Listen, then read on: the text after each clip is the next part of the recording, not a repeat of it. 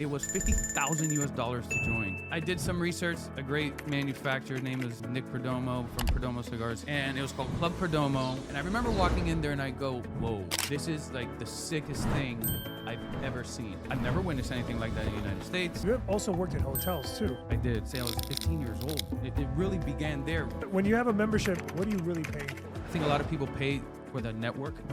I've been in rooms where you'll have a police officer, a lawyer, a sanitation worker, a teacher, and everybody knows what they do, and they're all best friends. The president of Davidoff pulled me aside. We'd love to have you over at Davidoff. I took the job, and a month later, COVID happened. Oh my God. Welcome back for another edition of Industry Talks Hospitality Podcast. I'm your host, Eddy Guerra, and my guest today is none other than Eddy Guerra, my wonderful brother, but also a cigar executive and an expert in the hospitality business for many, many years. Eddy, thank you for having here. And thank you for being here today. I'm really excited to talk with you and just kick it. Yeah, man, thanks. I'm super excited to be here today too, man. I've been wanting to do this for a while. So okay, so let's just dive into it. You've been in hospitality for a while. Our family's been in hospitality for a while. Yeah. How did you get into it? What was your first gig? And then eventually we'll get into the cigar biz. Yeah, my first gig. Well, you know the story quite well. Hospitality for me is just been the root of everything I do. Even with what I do today, it's kind of centered all around hospitality. And I started in hospitality. God, I want to say I was 15 years old. It really began there when you were doing parties in high school, your senior year, when you did your first foray into, I think I want to do some sort of entertainment related event, and I was your flyer boy. There you go. and that's how it started, which really was instrumental because at the core of everything I do, I learned at that moment that touching people on the ground level was really essential to building anything. And so that led to eventually entering the promoter stage when I was in my 20s and following the marketing route, which really led me today. And that is like the really quick version, but started at the bottom, you know? What, so you went from hospitality and you were into a promoter phase. You have also worked in hotels too. I did. And you worked abroad. Yep. You wasn't even South Florida. Tell us a little bit about that. Yeah, so it's an interesting story. Being the youngest of four brothers, right? Always wanted to be the different one. I by default, always had to live in a shadow. I never liked that. I always liked being a disruptor. So while I always admired my big brothers and wanted to follow suit in what they did, and I always, try to be like you guys, the reality was I never wanted to be anything like you guys. So as I started in hospitality, I figured out ways to look at things just a little bit differently for myself and the way my generation was looking at things. That led me to kind of break away from working together with family to working for a great company, Nikki Beach at the time, in which I got to really delve deep into luxury lifestyle marketing is how they framed it. And it really was. So many years after being there, they relocated me to Southeast Asia to open up what was going to be a total of 5 hotels in Southeast Asia. We opened up one in Koh Samui, Thailand, which is, I moved there in 2008. And 2008, wow, time flies. Dude, yeah, it was amazing. And then while I was there, we opened up a location in Phuket. We drew plans and did everything for locations in Bali. And we looked at a bunch of places around the region. But, I eventually left the company after that time to go into cigars, which will evolve into that conversation a bit. So when you left Nikki Beach, you went to you worked at a hotel in Thailand. So it was really interesting. I always wanting to push the envelope. I always wanted to grow. I always wanted to look at things differently. I left Nikki Beach for a bit, and then I came back to Nikki Beach. But in that in-between time, I met this amazing guy who owned a luxury wellness retreat resort, spa resort. And he's actually the guy that taught me one of the most important lessons of if you do things appropriately, your tribe will find you. Right? So we had this very remote resort in the island where it would take anyone about an hour to get to, at least from the airport. There was nothing around it. And he's the one that really taught me that lesson, because I never understood, why did you build this out here? And he taught me the power of online marketing from a hospitality angle, and then how to treat people when they arrive. But he's like, when you're so unique, you cut through all the noise, and your people that look for what you provide find you. So that was kind of like a really core fundamental learning for me in everything I do now, and that moved forward into the future. It's funny. So it's funny you mentioned that. So you were in a hotel, working in the hotel business. What were you doing there? Because you were working not only doing marketing. I did a lot of things there. Yeah, it was great. And what is something that people that go to hotels maybe don't understand, like a fun fact you would say about the hotel business that many of us wouldn't know? So everybody, at least in the hotel, I guess it depends on the size of the resort, right? We were a luxury boutique resort. We started off with 16 rooms that ended up with 75 rooms. 75 rooms is still considered small. Yeah. Right? It's boutique. So what a lot of people don't realize is how involved every single employee is in your customer experience or journey through your time at that resort. I was the head of marketing for that resort. I also was the resort manager. I was a guy that would arrive there at 5:30 in the morning, make sure the kitchen staff was on point so breakfast was ready as people wake up. I would then move over, make sure that rooms are being cleaned, and then I would make sure like all the excursions and everything was being booked, and people are being like, you're really people's butler at every point. You're just making sure the experience is always carried from beginning to end the way people want it to be, because complaints are the worst in hospitality. You don't want to ruin people's vacations. Then you go home, and then you come back in the evening, and you're there for dinner service. And you're making sure that everything runs smoothly. And then as people start going to bed, you're there to wrap the night up. So most people are working 14-hour days. And they do that day in, day out. And a lot of people don't realize it. Like, it is a lot of work. It taught me everything I wanted to do and everything I did not want to do. and what did you know you didn't want to do? Be in the hotel business or the restaurant business, honestly, because we worked on the restaurant side there too. Nikki Beach was famous at that time for, we recreated the Nikki Beach brunch that was famous in Miami in an island. I'd never seen anything like that. And that was a very unique experience to try to deliver that. But we were pumping 3,000 people through the doors of a hotel beach club, and having to service all those people's food and drinks while at the same time maintaining a customer experience on a hotel guest perspective is like the juggle was insane. And we weren't doing it for us, the Americans that moved over there.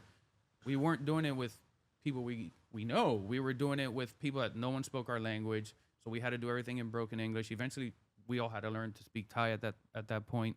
But to deliver an experience, it was a lot of work, man.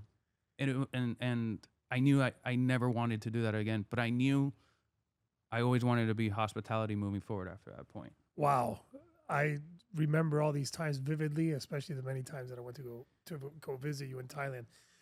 Something triggered at some point, like you said, because you realized you didn't want to do it, and then your first foray into the cigar business was in Asia. It was, and it's the best thing that ever happened to me. So how did that happen? So, with all respect to Nikki Beach, because they treated me so well. One of the owners at the time, Mike Penrod, was visiting, and we were talking and just about future. And he was always like, he was such a great guy in the sense that he always wanted to tell people, like, I want people to grow and move on. And that was weird for me, because like what I heard was like, you don't want to keep me around, or what's going on? Like, I'm young, and I'm not realizing that life is truly about the journey. I was just trying to move forward and move forward and move forward. And he looked at me, he's like, yeah, man, this is my family's company. Yeah, you may be at your position here, which you're pretty much at the top at where you're at, but you're not going to be there forever, are you, Eddie? I want more for you in life. And I thought I really appreciated when he said that. It impacted me a lot, because then I realized that I need to do something different and grab what I learned and move forward. So, non-related, that kind of set the wheels in motion. In our hotel, we sold cigars. We were in Thailand. The only thing that they had there was Cuban cigars. I had a problem with that. I don't think we need to get into that, but I had a huge problem with that. Being who we are from a Cuban family in America, I didn't want to deal with it. At the same time, there was a 800% import tax, so incredibly expensive. I still realized that I needed to carry them at that moment. So when I was speaking with the importer distributor, they weren't even giving discounts for wholesale. I mean, arrogance. We're the only cigars in the country, and cigars weren't like a moneymaker for the hotel, but I didn't like somebody telling me no and then being an arrogant person about it. So you've never had competition in your life sitting over here, which is another thing that I learned about Americans. When we go outside of the country, we dominate when it comes to a marketing perspective. So I said, all right, cool. We grew up in Miami. I went to some school with some kids that had parents that were in the cigar business. I started picking up the phone and calling people. And I was like, I need cigars in Thailand for my hotel guests. And the general consensus really was like, cool, dude, like, we want to help you, but you're trying to order a box or two to like, that's you actually legally have to import. And to legally import, you got to be ordering by the pallet. You got to apply for, like, I realized, I was like, oh shit, I'm a little out of my scope here. I said, all right, well, let me figure it out. I went to the hotel association meeting, 90 GMs. I raised my hand at the end. I was like, guys, kind of irrelevant to a lot of things, but I have an opportunity to get a lot of great cigars here at a significantly better margin for us, so we can make a good amount of money on it. But the reality is we shouldn't be held hostage to the whole Cuban thing. Like, these are amenities to our guests. And like, does anyone want to group buy with us? Because, like, I need to buy some, but I can't buy all this stuff. The reality was the general consensus came back and said, if you bring them in, we'll buy them from you.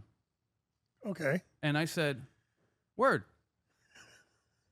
I got a business, So I did some research. There was a great manufacturer. His name is Nick Perdomo from Perdomo Cigars. He told me, he goes, I have a guy in Bangkok that already imports my cigars. He has a private members club. You should go talk to him. I was living in Koh Samui at the time. So I took a plane flight over there, and it was weird because I never heard. By the way, a plane flight from Samui to Bangkok's like $20. Yeah, it was. So you took a cab. It sounds baller, but so I fly over there, and I go into this private members club that it was $50,000 to join. What? Yeah, $50,000 to join, and it was called Club Perdomo, and it was in the middle of like this historic 1910 house, refitted to be a proper like English style gentleman's club. And I remember walking in there and I go, whoa, this is like the sickest thing I've ever seen. I've never witnessed anything like that in the United States. I like cigars, but it was just like the old world elegance. You couldn't even use your phone in there. So it was awesome. So I meet this guy. I tell him the whole deal. I got about 90 hotels distribution. I don't know how to import product. We form like a gentleman's agreement of he'll import all the product for me, and I have the leads. We'll sell it to all the hotels. I'm still staying working at Nikki Beach at this point because I'm like, okay, something may build out of this. I don't know. It went well. I flew back a few times, and he was like, you should join the private members club. I was like, who do you think I am? I don't got 50 G's, bro. Like, I have suits, not G's. So I tell him, I was like, oh, man, I wish I don't have the money. I go, his name was Hillman. I go, Hillman, if this something of this caliber was available to like the normal person, like I think it would explode. And I would love to like open up something like that. And I've been opening up venues my whole life.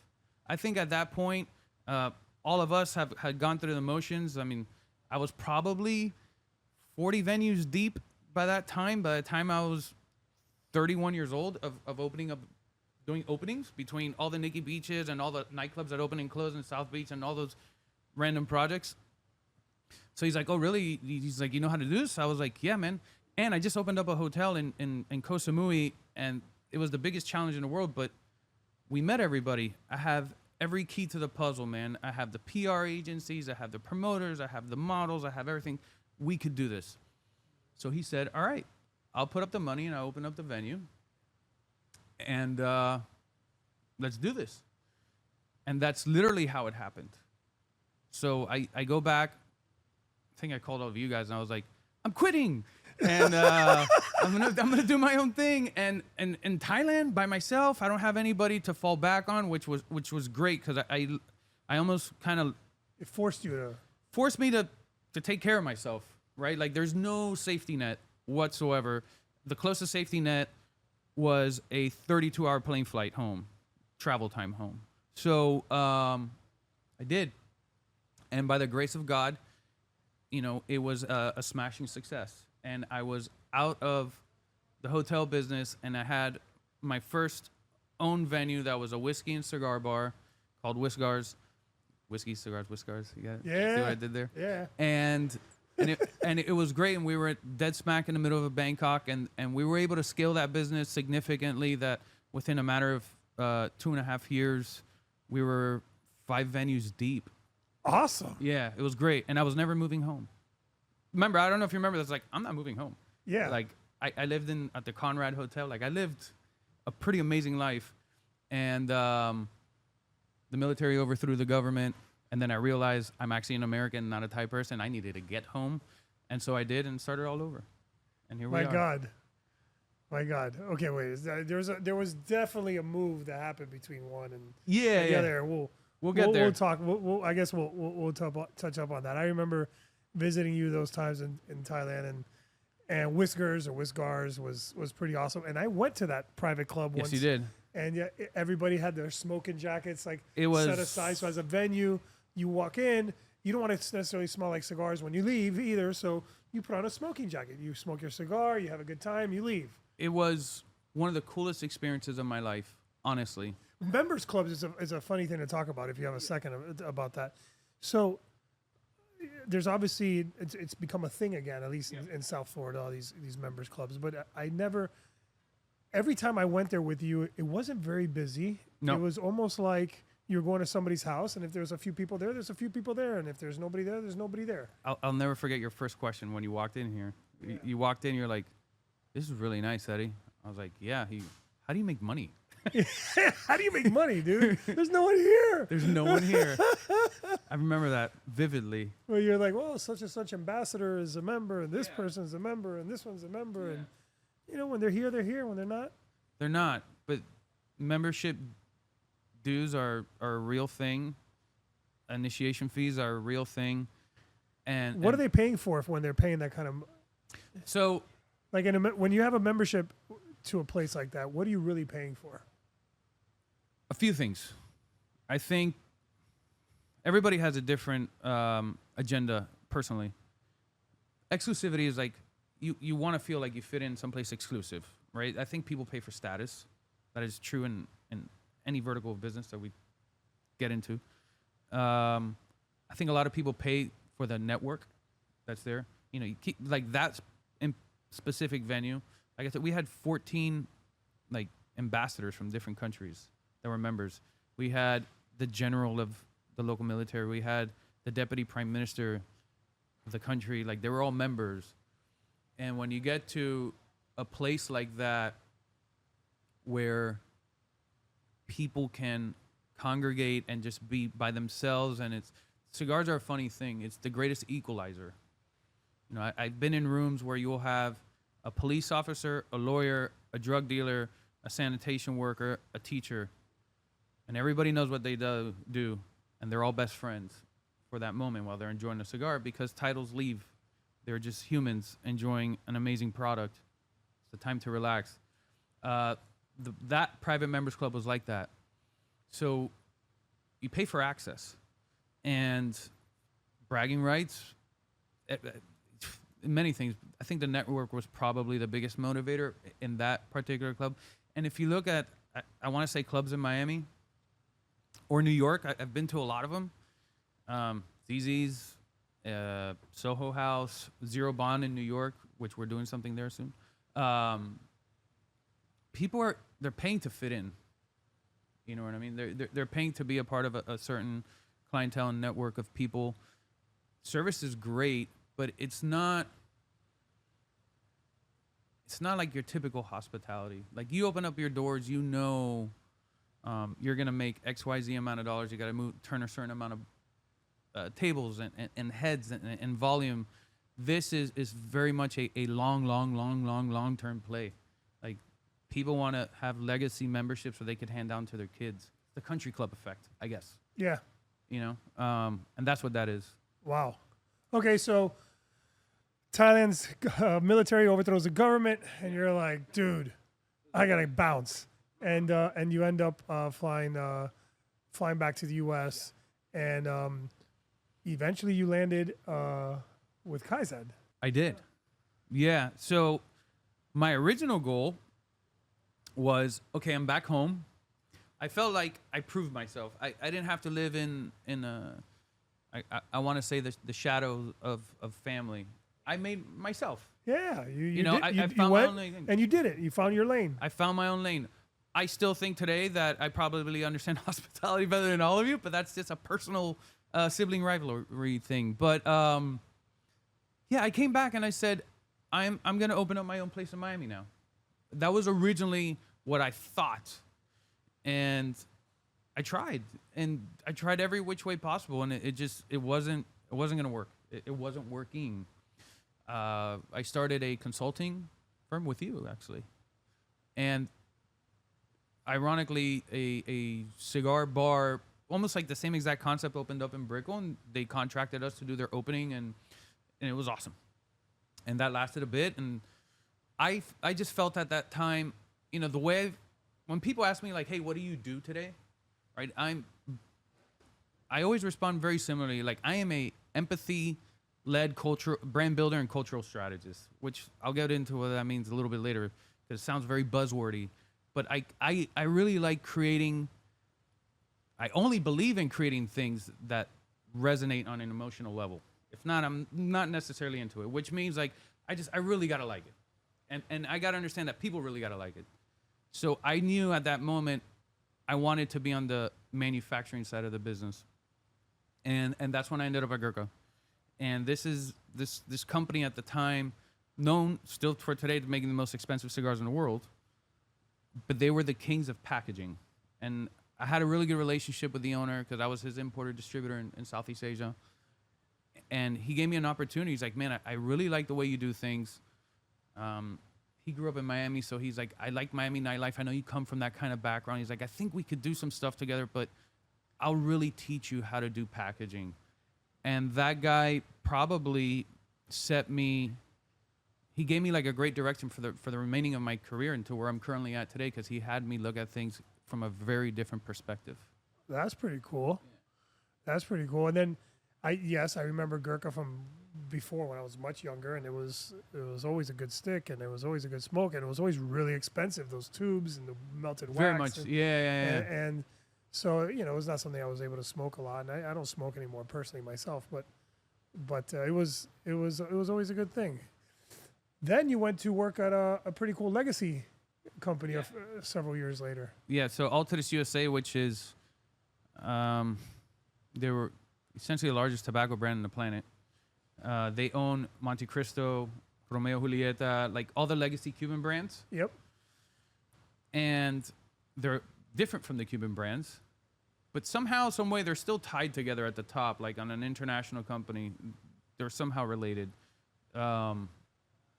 So I had and I'm gonna say like the blessing to be able to hold the torch in like a very long legacy of a brand like so Montecristo.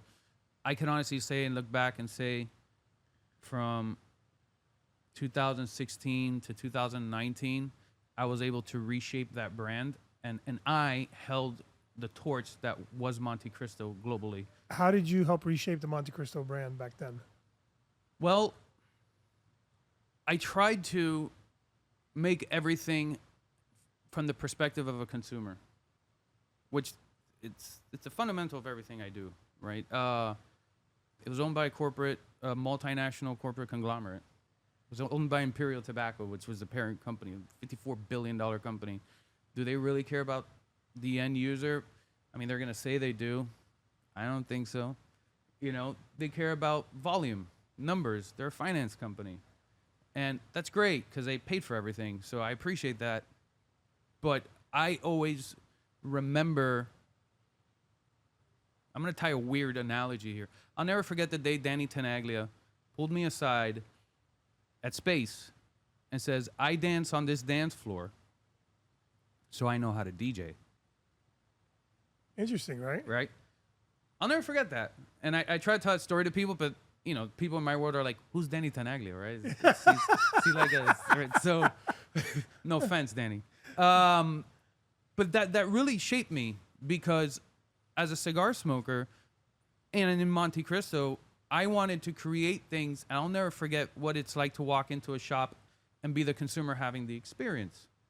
Because that's what Danny was trying to teach me in dance music. I'm doing it in cigars. So everything I shaped was around that, and it's all focused about, like, what would I find cool as a consumer? I could build all the case for commercial viability afterwards to sell the corporate gods. I'll make it profitable. I'll figure out how to scale distribution. But I need to create things that resonate with the end user first so it's real, man. Because consumers could tell you, they could tell when things are bullshit. Yeah. Right?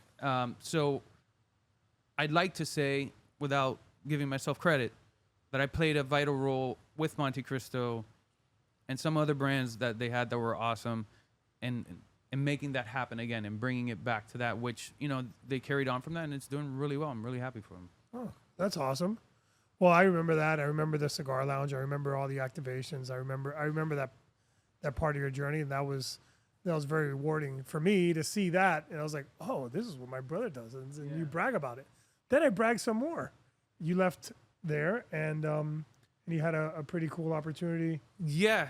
So the work that was being done there, I got to reshape Trinidad, actually, in the United States, which was huge.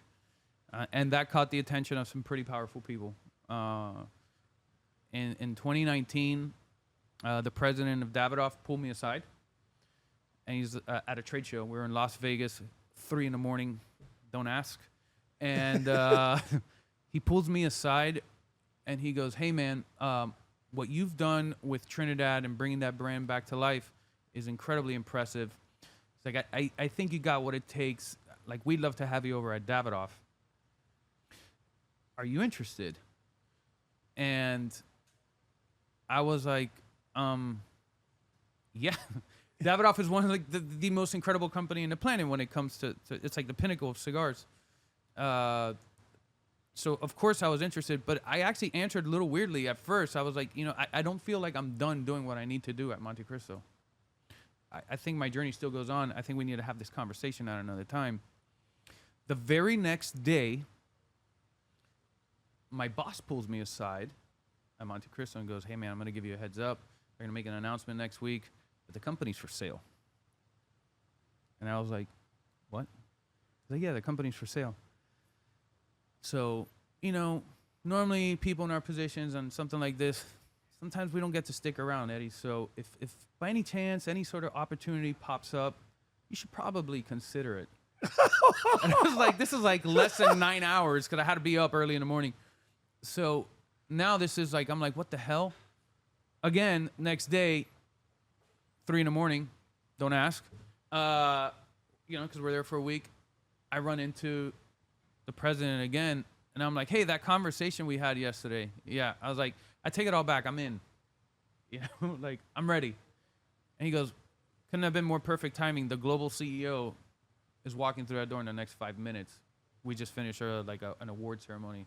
He's like, I'm going to introduce you to him right now. I was like, holy shit. And it happened. Yeah. And it was the best thing.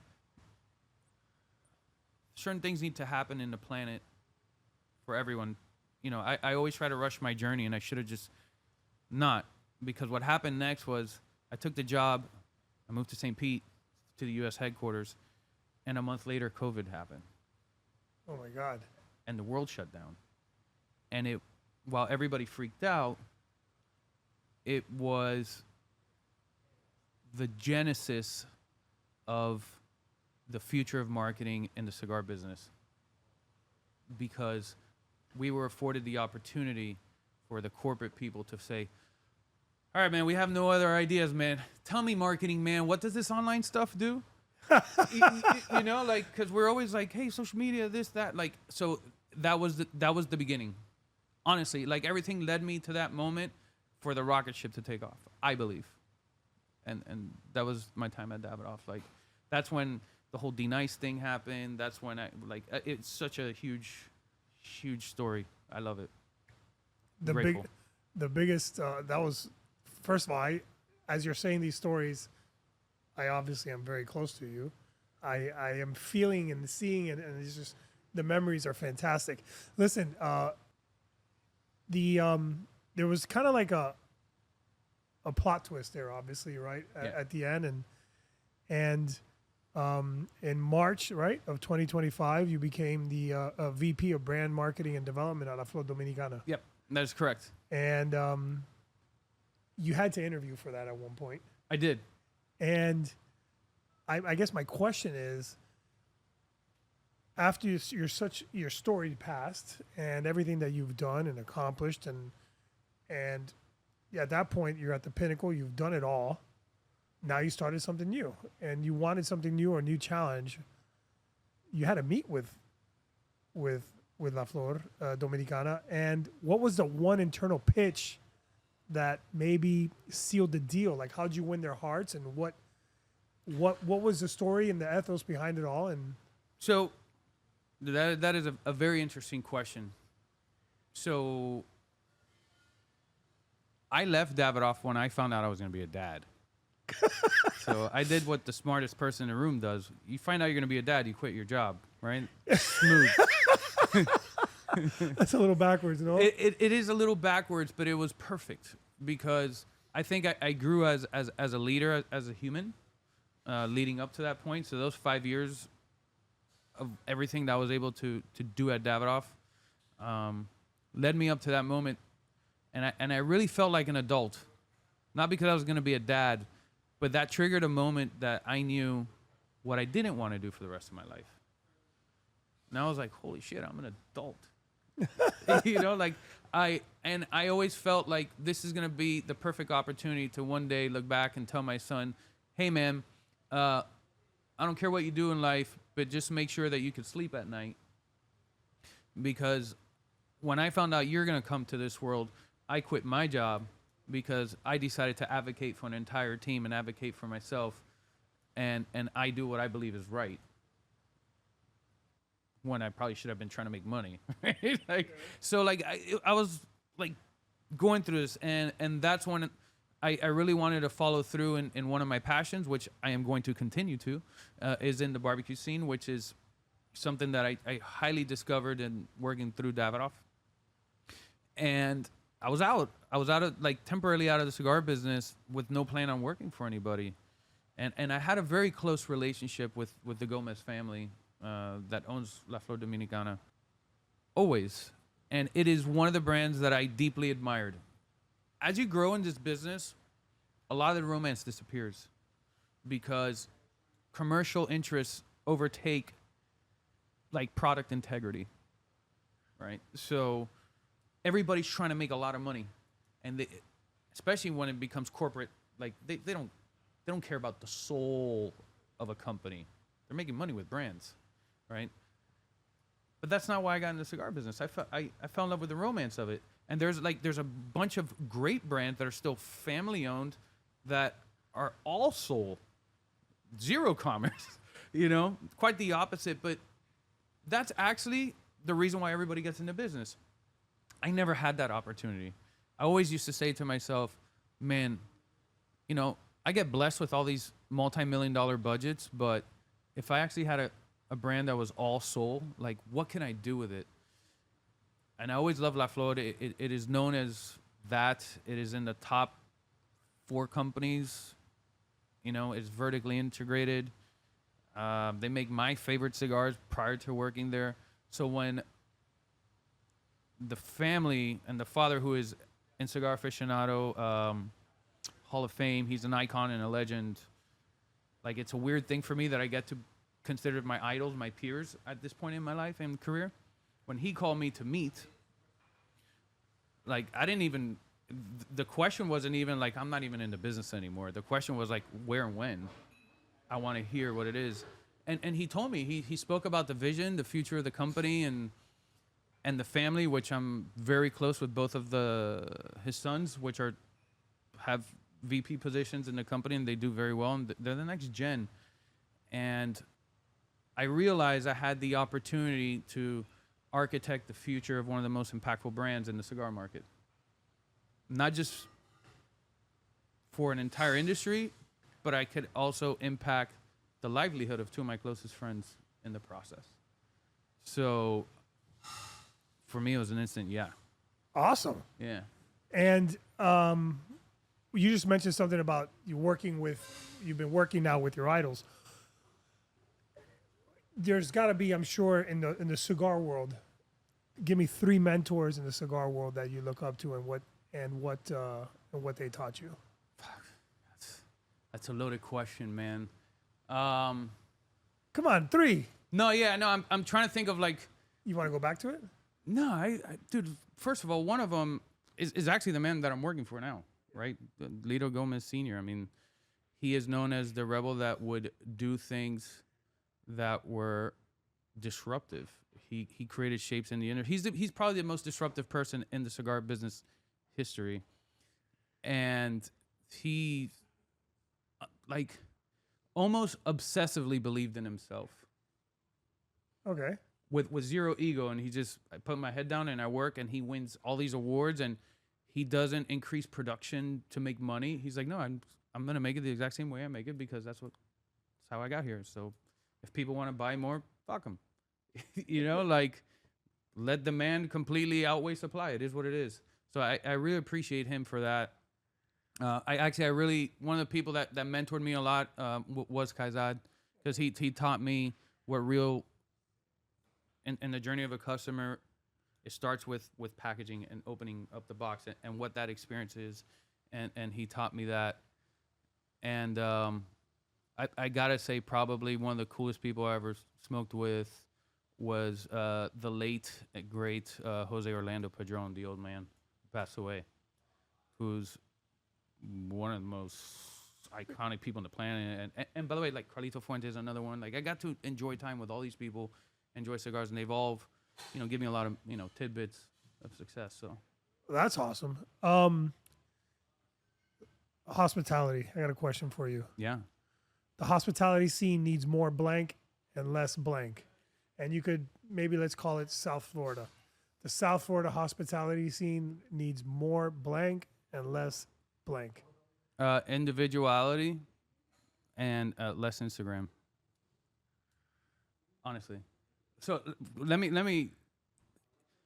I feel that what made Miami, the root of it all was people were themselves. You would walk into a nightclub, and you had the funny, weird dress guy, you had the dancer, you had, like, everybody was themselves. It was unique. And I think, I love social media, so it's not like a shit on social media. What bothers me about social media is it makes people become robots. Everybody looks the same. Everybody dresses the same. And it's almost like everybody goes out only to content create. Like, enjoy like let people be hospitable to you. Enjoy the hospitality. Like you could be on your phone afterwards, dude. It's okay, but we need more people being themselves and not worrying about being each other, because it makes everything lame. There's a couple people that are disruptive and do groundbreaking things. You've done a lot of amazing things yourself, right? But then everybody wants to be like you. So sometimes I want a different experience. Yeah. Right? Like I don't always want to eat Italian food, dude. You know what I mean? Like there's sometimes I want to eat sushi. Like I need, variety, and I need to do things that are authentic. And I feel like we lack a lot of that. And I don't know if it's just Miami. I think in general, like there's just a lot of lack of authenticities. I say individuality because each person, right? Yeah, no, that honestly, that was deep. It makes a lot of sense. Let's talk about celebrities for a second. You've never been the kind to celebrity chase. I know that, and I know you smoked with a lot of cool people. You told me that before we got on that the best person you've ever smoked a cigar with is our father. Yeah. But outside of Dad, there's must have been a story or an instance where you walked into a room or in an area and you've smoked a cigar. And you're like, ooh, this is pretty cool. I'm smoking a cigar with these guys. Yeah. Like there's like, paint that picture for me. There's a lot of them, right? Now, I'm probably gonna name drop a significant amount of people right now, but whatever. I'm not a name dropper.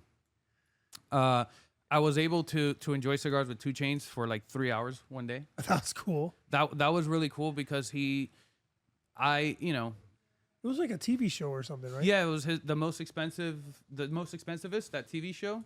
So we filmed the most expensive cigar, but even though the interview on camera was like 3 minutes, it was like 3 hours of smoking, and he was awesome, man. He was incredibly intelligent and very articulate about luxury lifestyle and goods and quality, and that guy was sharp. I really enjoyed that. I've been in rooms where I'm with Nori, Busta Rhymes, Justin Timberlake, James Cruz. Where was that? That was at Carbone.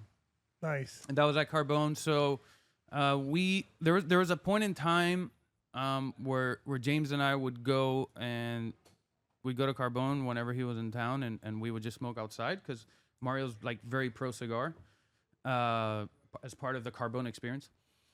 And celebrities were always going there, and just because of the network of people I was in, they were always there, and I was always like the cigar plug, right? So, which is great because it helped me network a lot, and I had all these people's personal contacts. I think at the DJ Khaled golf tournament, I mean, there's so many names, man. But with Chris Brown, Kyle Kuzma, French Montana, Johnny Dang. If you know who Johnny Dang is, it's like the Vietnamese guy with all the diamond jeweler dude. I got to really hang out with him one night. It's just weird. Yeah, there's a lot. Rick Ross. Laz Alonso from the TV show The Boys. That's one of my favorite people to enjoy cigars with. What up, Laz? DJ D Nice, Tony Touch. Wow. Michael Strahan. Dude. Yeah. The list is endless. Ray Lewis. Like, yeah. It's Alonzo Mourning. That's awesome, dude. Let me ask you a question. You mentioned luxury lifestyle marketing. And you know a lot about mass marketing too. Yeah. What's the difference between the two? All right. So the way I view marketing, at least for my category of product, right? I don't ever like to market cigars. I market the lifestyle ecosystem that they belong in, right? So it depends what brand I'm talking about. So if I am talking about, I used to do Camacho, right? That was another cigar brand. That wasn't luxury, but I was able to define the ecosystem, which was people that were grilling, barbecuing. So like I was doing deals with Traeger, Jeep, Oakley, Yeti, like really outdoorsy, like man's, like blue collar, yeah. So that was that lifestyle ecosystem. I would market and insert my brand as an accessory to anybody that partakes in that lifestyle. when it comes to luxury lifestyle marketing, so Nikki Beach was that. Or we would do pop-ups at F1 in Singapore, which we were inside the Ferrari booth, working with brands that the people in that ecosystem would work with. So if you're looking at what a customer on a hospitality front, like what is your customer experience? Like what does a person experience as they walk through the door if you're putting together an event? What brands are you going to have get involved? Are you going to have an activation from a watch company? And at the same time, are you going to have a cocktail activation? Are you going to have a driving experience from a car? It's so many things that you have to insert your brand into that conversation. And I always think of it this way. If you ever wanted to go to a party in high school and you want to be, you have to show up to be one of the cool kids. I wanted to be one of the cool kids, so I needed to show up at the right place to be around the right people at the right time. It's a puzzle, but if you could figure out where your brand fits in the puzzle, then you know how to market your brand. And that's how I did the lifestyle thing. That's actually a very cool way to look at it. Yeah. In the cigar business, you guys do a lot of pairings with beverages. Yes. And you know a lot about drinks. Yes. What's the one cigar pairing beverage that you're like, oh, not again? And what would you do instead? Well, I like alcohol, so I never say not again. Okay. No. I don't want to piss anybody off. I feel like everything goes around whiskey. Uh-huh. Right? I had a great event last night where they unveiled a rare Macallan bottle that's going to be in market really soon. Nice. Yeah, and I thoroughly enjoyed it. I mean, I loved it. But at the same time, I was like, oh, no, God, another single malt. You know what I mean? Like this, and I like to do things a little different. So I like to look at what else could probably pair with the nose of a cigar that a consumer could probably leave and go home and tell their friends, man, last night I did a pairing with gin and green tea and a cigar, and it was amazing, and it was this cigar. Because if I do that, I impact that person to then become a brand advocate of the experience. But they talk about my cigar throughout that whole process. So I like doing things different, man. And I love whiskey, but I want to do less whiskey pairings. Please. Oh, you love More whiskeys. Yeah, I do love whiskey. I have a lot. But, I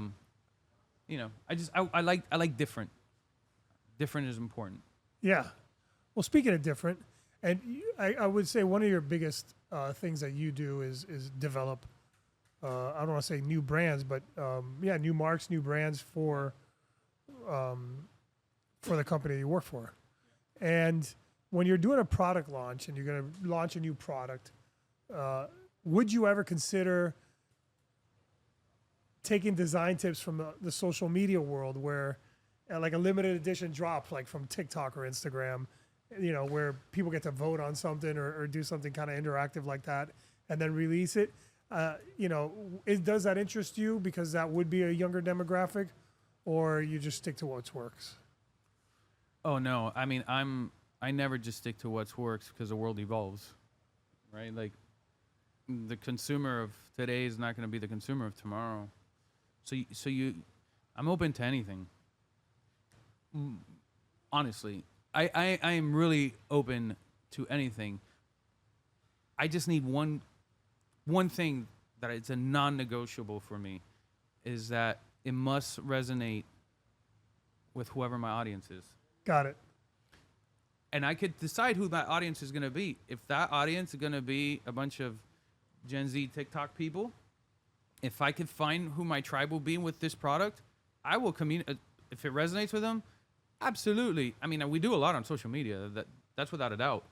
I mean, when COVID happened, the first person to go live on an Instagram before the entire world did it was DJ D Nice, right? And the first thing I did was call DJ D Nice. Yeah. And he couldn't at the time do anything for me then, even though we did a bunch of great projects together. But I immediately had famous DJs taking over our Instagram and creating musical lounges for people to enjoy cigars because people were stuck at home. So it was like a a cool like digital activation. So I'm very pro communication with the audience. So I'm willing to try anything. It's got to resonate. What was your biggest failure in the cigar business? Maybe a product launch that tanked, or a lesson that you learned along the way from a hit that you took? Yeah, man. I was able to launch a product almost. I was almost. This thing was like a gift to me, man. And I say a gift because it was a gift at the beginning and it was a gift at the end with a lot of like damage in the middle. A gift at the beginning was I was finally in a company that I didn't really have to worry about budget. Period. I mean, there's a budget, but you can't. I couldn't spend that kind of money. So like I've pulled every bell and whistle. It's like a marketer's dream, a product developer's dream. When we're talking about rollout and seeding product, like full throttle, dude. Tons of celebrities involved, posting, sharing, this, that. But that was me thinking that I was gonna do the typical what you learn in school or whatever. Like if I do this, I do this, I do this. Let me put all this money into this, and like you cannot buy your way to success. So the product I did failed, by the way, miserably, and I think I lost the company. Well, I didn't lose it, maybe, but like almost like $1.5 million by the time it was done.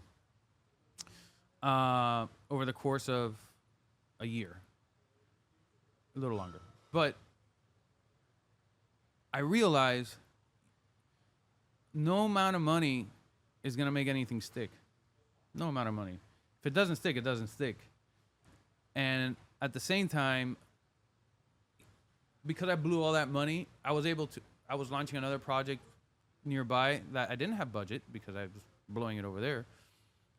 That was real and authentic. And to me, it was like, cool, this is authentic as fuck. I love this. But that's the one that took off.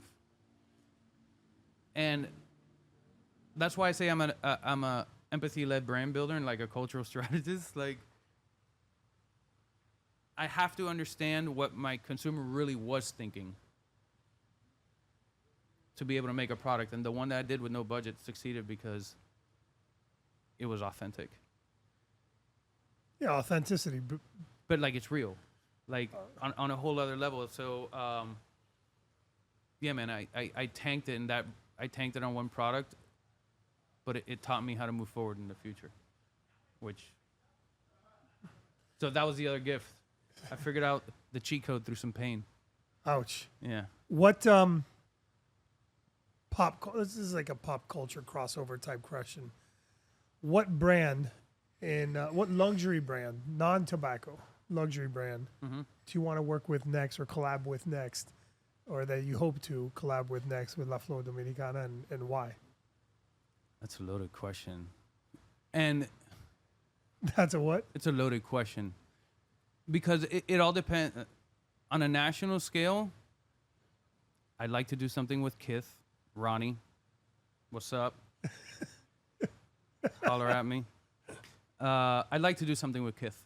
Really. From a cultural aspect, I think they're real. I think they're authentic. They do a lot of collaborations that resonate with a great audience. They're incredibly artistic. And the collaborations that they work with involve like everyday items, you know, shoes, cars, etc. Luxury. I'd like to do something with Baccarat. Baccarat's pretty cool. I would love to. That is LVMH. I would love to do something with Baccarat. I would definitely like to do a crystal humidor. I think that would be really nice. A crystal humidor? Yeah, I think that would be sick. That would be so sick. That would be evil. No, I would love that. And then I think on a local, I say local, but I mean like on a regional scale. When I think of lifestyle and all that kind of stuff, I've always wanted to do a collab with a boat company, right? So like Contender, honestly, just because I feel that cigars play a heavy role in the lifestyle of people that utilize boats. I mean, it's a perfect time. So That's pretty cool. Yeah. You curate a lot of events, right? Like you're at events every other weekend. You're somewhere else around the country, presenting your brands, talking about them, curating it from soup to nuts, and you've curated these events in a lot of places. But you're in and out of a lot of cigar lounges. I am a lot. What are the best cigar lounges? What are the top 3 best cigar lounges across the country? Top 3 best cigar lounges across the country. Yeah, I'm gonna say one of them, Sure Thing Cigars. It's in Rosemary Beach. That's owned by Luke Bryan and Paul Copeland. So Luke Bryan, the country singer, and Paul, they're stand-up dudes. They run an amazing show. Hospitality-wise, it's huge. On another one, I'd like to say, I was just there this past weekend. I like Robustos in Michigan, in Detroit, Michigan. It's a very special place with a lot of special people. And lastly, there's so many of them, man. I like the Carnegie Club in New York, honestly. It's a cigar bar, but it's more of a bar than anything. They don't even have many cigars on the menu, but like as far as like an experience, it's the Carnegie Club. It's classic. You walk in there, it's martinis, it's a library, bookshelf wall, it's Frank Sinatra jazz blends, you know.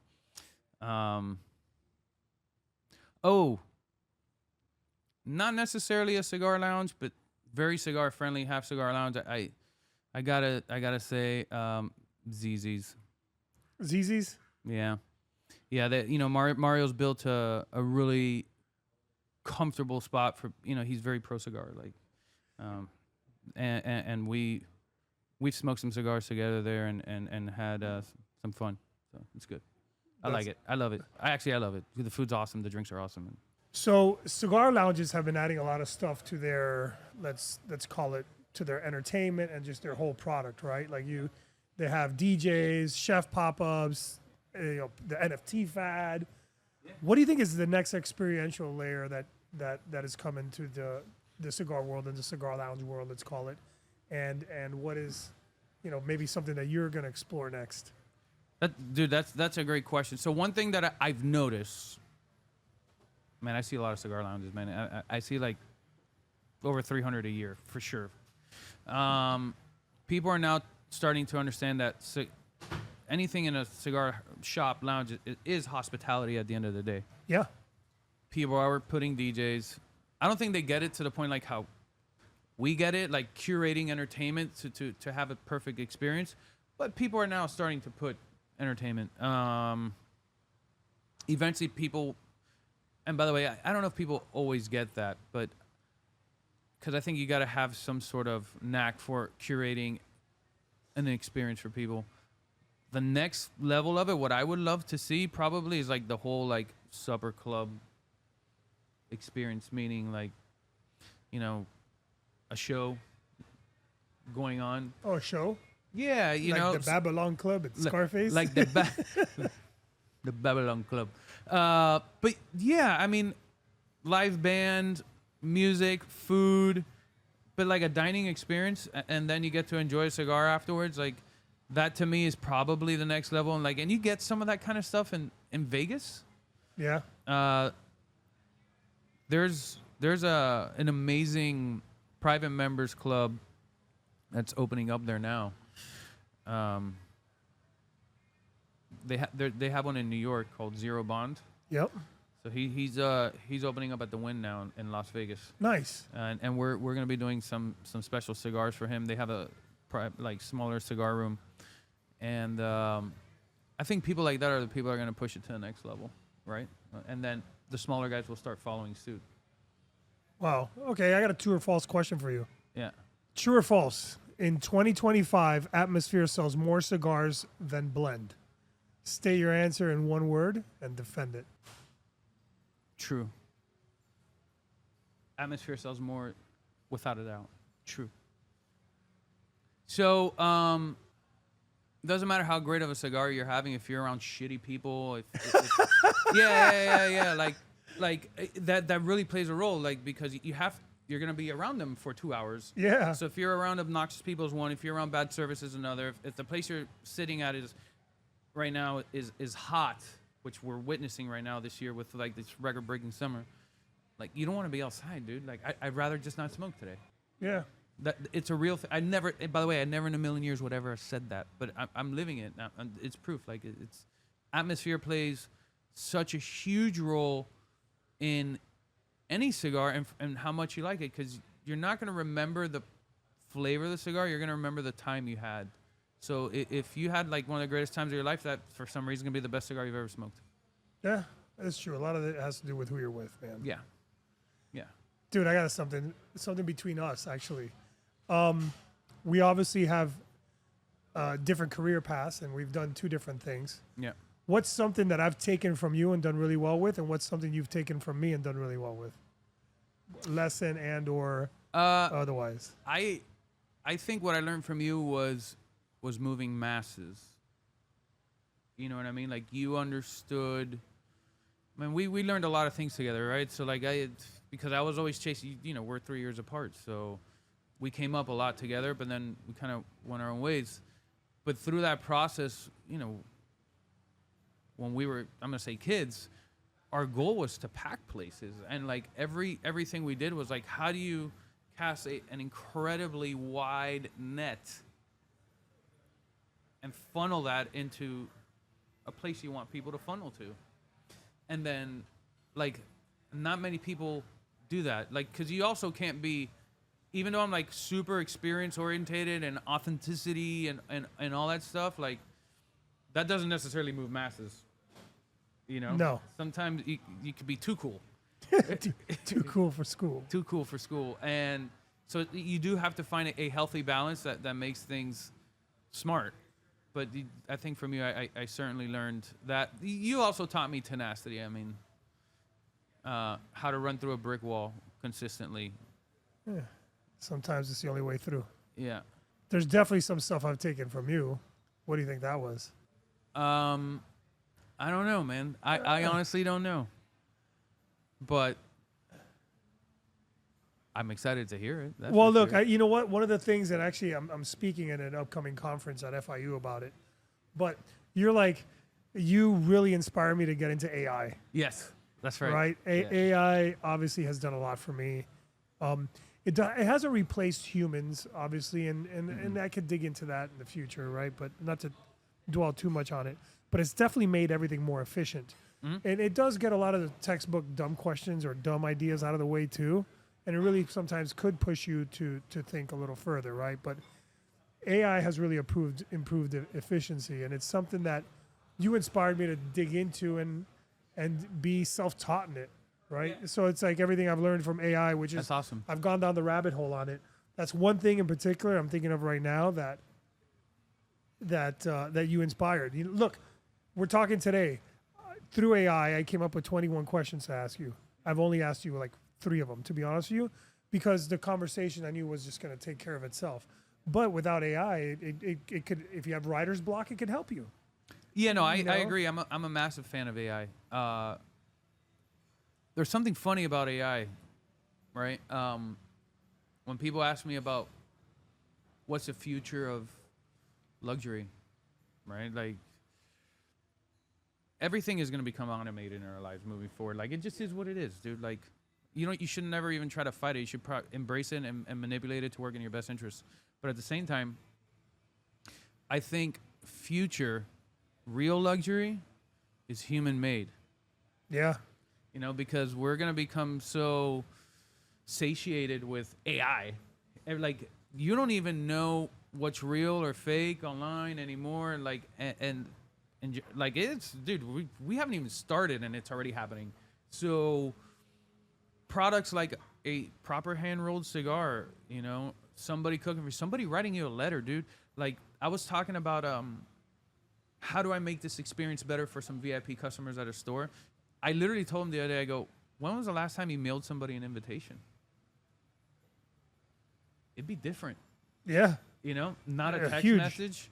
Not, like it's almost like things are reversing back to the old way. Like vinyl's super cool now all of a sudden. Yeah, you also, know? yeah, the listening bars all have vinyl now. You know, so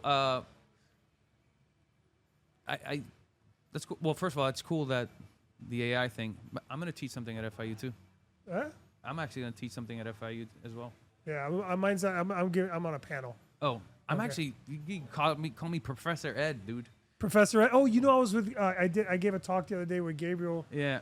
Gabi Urrutia. Yeah, and he said that you're doing a luxury marketing class. Or I am luxury gonna be hospitality doing class? a class on luxury Professor. marketing, Professor Ed.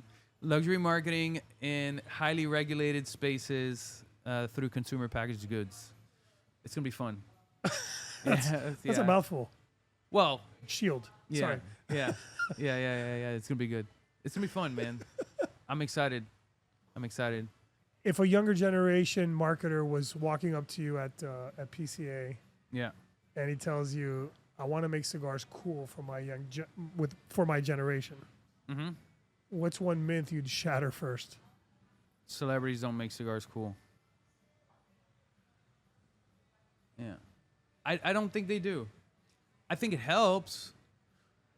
But, dude, tobacco's so highly regulated. You get so shadow banned on social media. So, do people care that, Matthew McConaughey smokes our cigars? I think it's cool. It's not going to make me go buy one. I don't know, man. Like I Matthew don't- McConaughey is kind of cool, and he's got like cool cars he markets and cool other things he markets. Yeah, but if your product sucks, your product sucks. Yeah, no, that's true. So, and I could go down the rabbit hole on that, on the integrity of co-branded spirits, right? Like, but that's what everyone's trying to do. Everyone's trying to do, and this happens, man. And I see, and I've been asked this. So I've been on panels about this, like how the celebrity route, or what are you gonna do, like, to make things special. And once you figure out your product's good, like, you just gotta figure out the most important thing in anything, man. Whether you're opening up a restaurant, whether you're launching a product, like, never forget who your audience is, or at least learn who your audience is, and never think that you know what they need more than they do. Yeah, true. You know what I mean? Because if you think you do, you're already losing the battle. So it's like, fucking always a student, man. Have to always be a student and humble. And, Dad told me something a long time ago, which I wish I listened to, where he was always like, dude, what's the rush with you? Right? Like, I was a young buck trying to do more and trying to do more and trying to do more. He's like, slow the fuck down. Like, and to all those upcomers, like, dude, the beauty of this business is really the journey, man. Yeah, that's where the happiness comes from. It's not the destination. It's 100% the how you- journey. what you did to get there, you know? Yeah. It sucks at times, but it's the blows suck. But Yeah, the hits suck, but you got to keep moving. Yeah. I got one more for you. This is a lightning lane round of questions, all right? A memory lane lightning round. Best taste of Calle Ocho. Sandwich. Biggest event flex you've ever had. Man, you're not gonna. You may remember this. All right. And I hope you don't take any credit away, dude. Because I deserve some. Your first. Fuck that. Our first. Just for 1 year. Independence. Beach party. Nikki Beach. Danny Tenaglia. Steve Lawler. You were at Crowbar. I was at Space. Tony was at Amiga. Do you remember that? Yes. That was the first With Alex one. Holmes and Bruce gave us a shot. Correct. And And it was the biggest flex for me for multiple reasons. But it was the first time that all three of us teamed up to do something, which is a big deal for me. yeah, And it ripped. it was a good one. And then It was a good one. I was never a part of it again. It was a good one. Yeah. Do you remember that? For real? Yeah, well, I remember it. Yeah, of course. And Alex Holmes and everything. And Yeah. But it was a special time, man. it's 2030. And by 2030, where do you see the cigar business going and luxury marketing going in the next 5 years? And give us a prediction now that you heard it here first. You heard it here first. What's happening in 2030? Human made will be real luxury. Like what I was talking about a little bit ago. It may even happen before. I think people are going to be so like AI fatigue. Kind of like what happened with Zoom during COVID. Like at first it was amazing and then we were all like, fuck this computer. Right? Like we didn't want to be on Zoom anymore. I think human made will be the ultimate luxury in 2030, and we are going to be paying to have experiences, like going to go do things because we don't want to see them on a screen. Yeah. Like things are going to bizarrely move backwards and forward at the same time. Yeah, I know exactly what you mean. The human connection. People are going to start for that. It'll be back. You know, there's times you don't want to talk to anybody.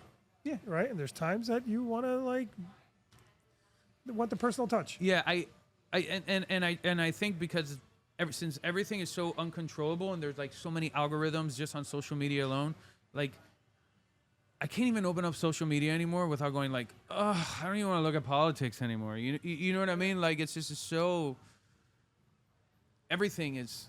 You had the tsunami, the earthquake that happened yesterday. There was a zillion fake AI videos on tsunami hitting Hawaii. Like, I was just like, dude, like. I never saw an aftermath of anything. Did it hit it? I didn't see anything. I didn't see anything either. Like, it was all hype and then nothing. I mean, saw a bunch of AI ones and dudes yeah. talking in front of it, like. So, I think people are going to be over all that and human made will be the real luxury, man. Like. We're here at John Martin's and this is one of our favorite places and you love eating over here. I do. What's your favorite thing to eat at John Martin's? The burger. The burger? Didn't even take me a second. The burger. Smash burger. Smash burger? Yeah. Badass. Maybe I think we'll order a few right now. I am so down for that. Awesome, Eddie. Hey, I had an incredible time talking to you today. Thank you. Is there anything we didn't talk about that we need to cover that you want to give a shout out to? Anybody in particular? Man, there's so many people. Obviously, if you enjoy cigars, please enjoy La Flor Dominicana. They're incredible cigars. And other than that, no, man. Really, shout out to my son who's 2.5 months old. Teddy. Hell yeah, Eddie's a dad. I'm a dad now, but and my wife for like being the real hero. But other than that, no, man. I'm just grateful. Greatest. Yeah, thanks, dude. Teddy's super the greatest. Stoked. I'm super lucky. Awesome, man. Thanks so much. Thanks for checking us out. See you again soon.